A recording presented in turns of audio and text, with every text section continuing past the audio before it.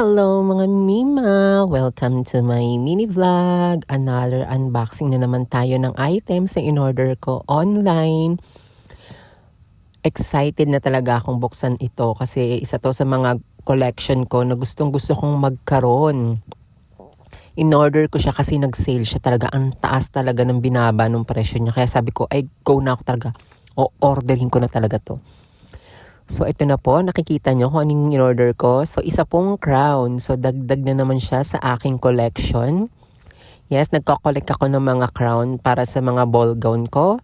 Kasi nga, di ba, pa nagpaparent ako ng gown pang sa gala. So, sinasama ko na yung crown. Package na siya at saka accessories. Kaya nag-order ako ng crown na to kasi nga nag-sale siya. At sobrang ganda talaga nito, promise. Kung titignan nyo, grabe yung mga bato nyo. Tignan mo yung details ng crown. Ang lalaki ng mga bato. Ayan, at kung makikita nyo, so nauurong siya sa likod. So pag malaki yung ulo, pwede siyang luwagan. Pag maliit naman, pwede siyang sikipan. So, at saka ang taas ng crown na to. Kung makikita nyo, di ba, ang laki niya. Kasi yung mga yung mga previous ko na crown na mga in-order is mabababa lang siya. So ito, pang ilan na to sa nabili kong mataas na crown. And pag nakita nyo sa personal, sobrang ganda niya. And ako talaga honestly, hindi ako nagsisisi na in-order ko to.